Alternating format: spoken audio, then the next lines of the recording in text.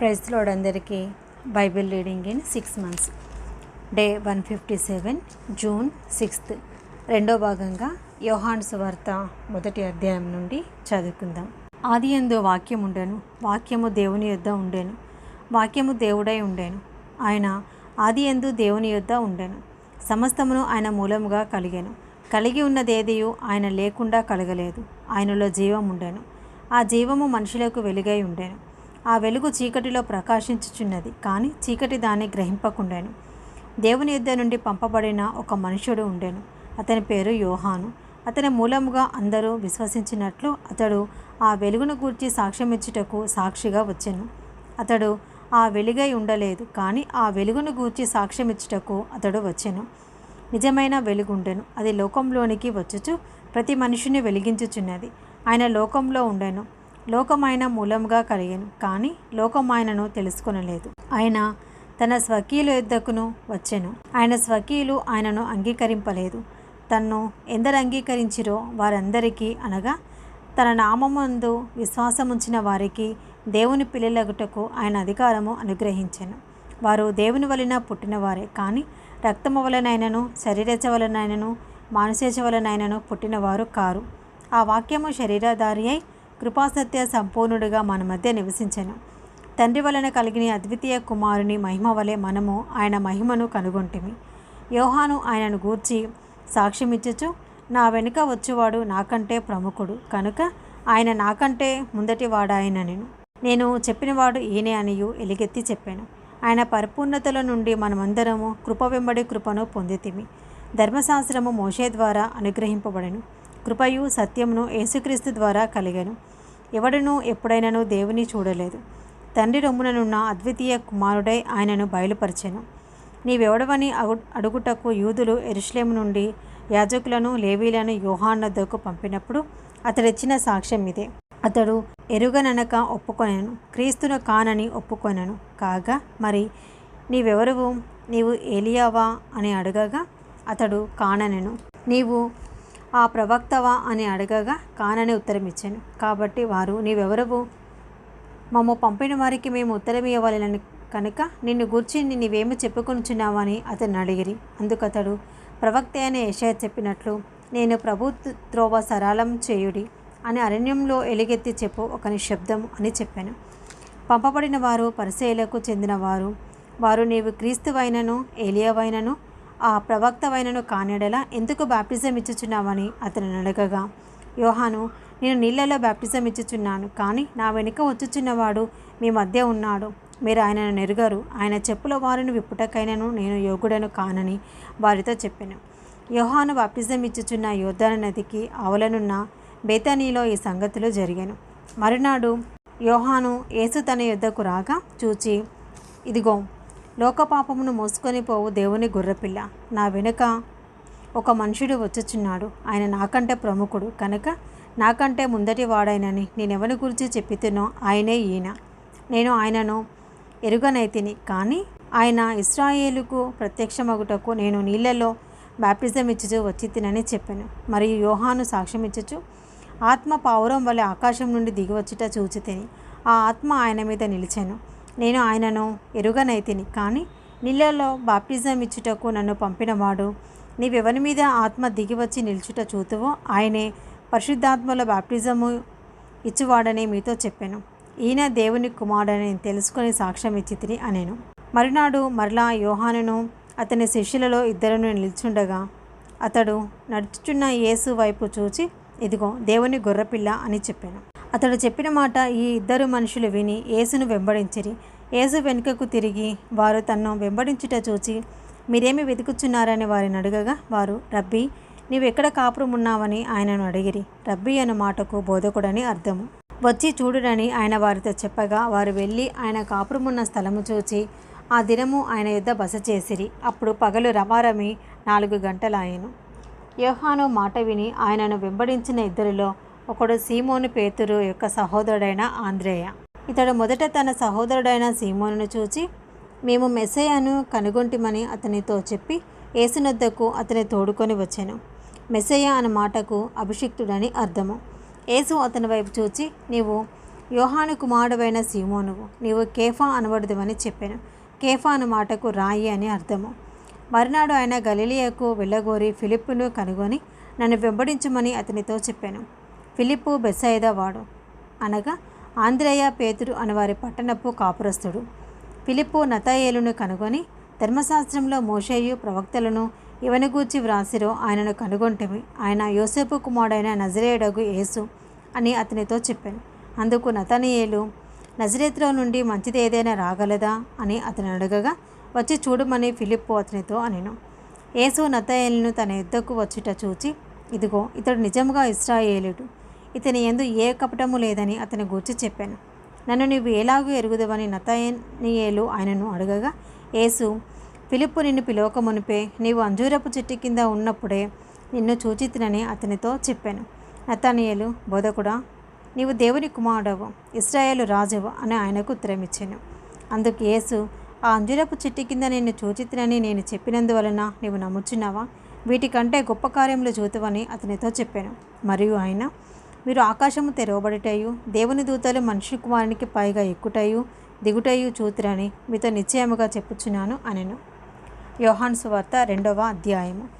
3వ దినమున గలిలేలోని కానా అను ఊరిలో ఒక వివాహము జరిగెను. యేసు తల్లి అక్కడ ఉండెను. యేసును ఆయన శిష్యులను ఆ వివాహమునకు పిలువబడిరి. ద్రాక్షారసం అయిపోయినప్పుడు యేసు తల్లి వారికి ద్రాక్షారసం లేదని ఆయనతో చెప్పగా, యేసు, అమ్మా, నాతో నీకేమి పని, నా సమయం ఇంకను రాలేదు అనెను. ఆయన తల్లి పరిచారికులను చూచి, ఆయన మీతో చెప్పినది చేయుడి అనెను. యూదుల శుద్ధీకరణాచార ప్రకారము 2 3 తూములు పట్టు 6 రాతి బాణలు అక్కడ ఉంచబడి ఉండెను. యేసు ఆ బాణలు నీళ్లతో నింపుడని వారితో చెప్పగా, వారు వాటిని అంచుల మట్టుకు నింపిరి.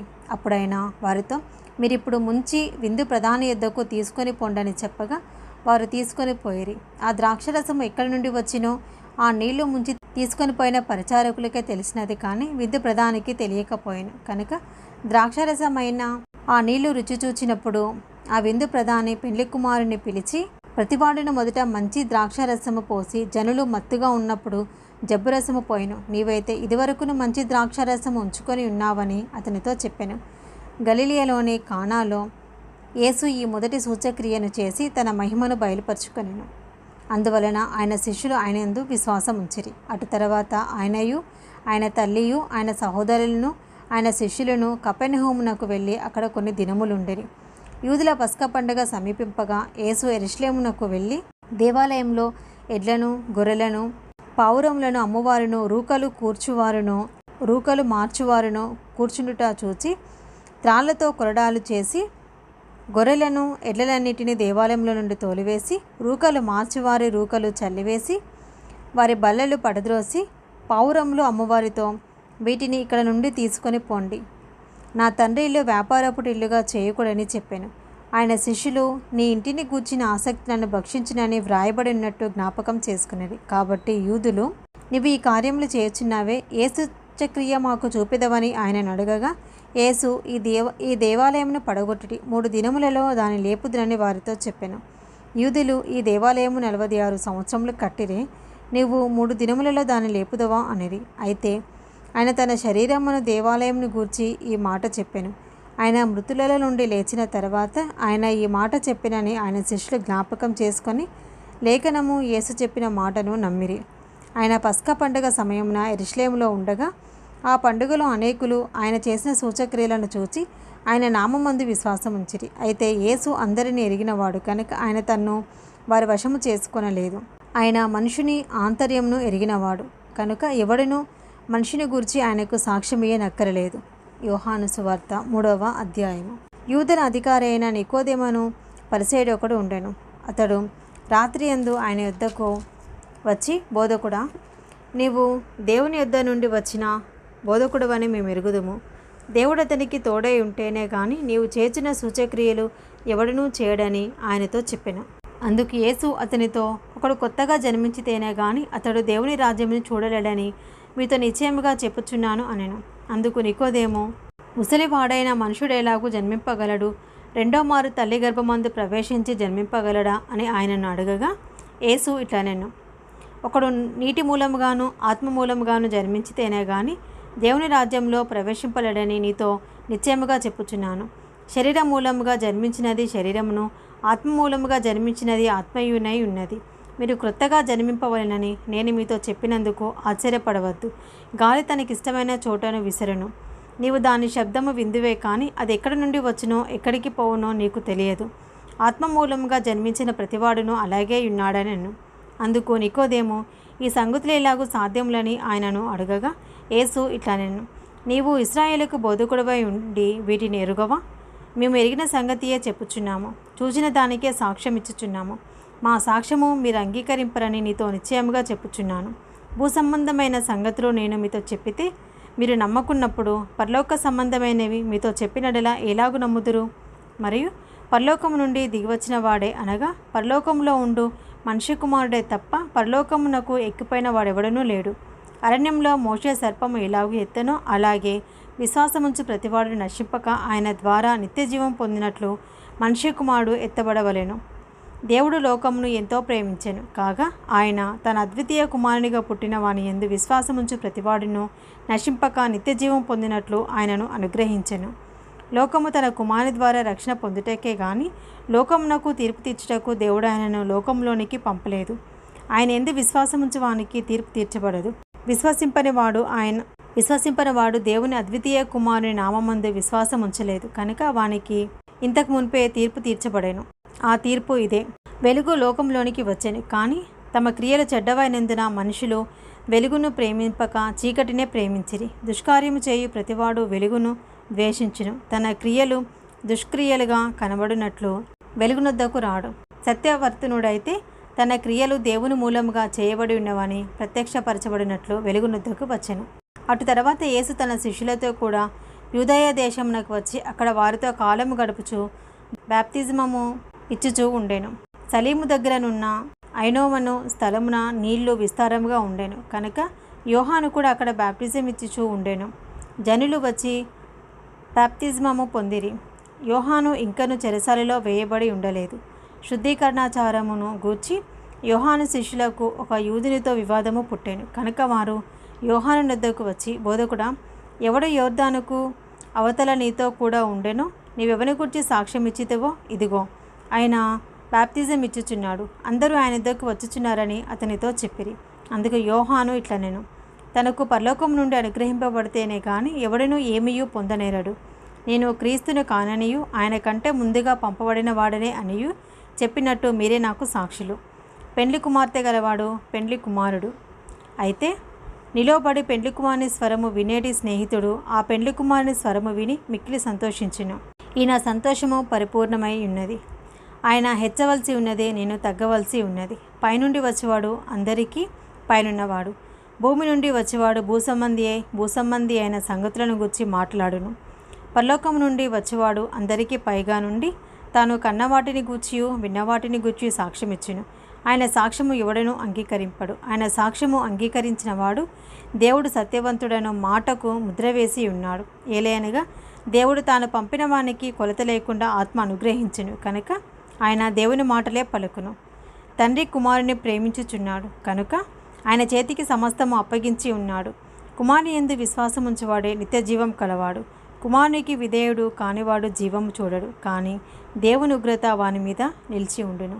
ఇది ఈరోజు రెండో భాగం అండి. Praise the lord.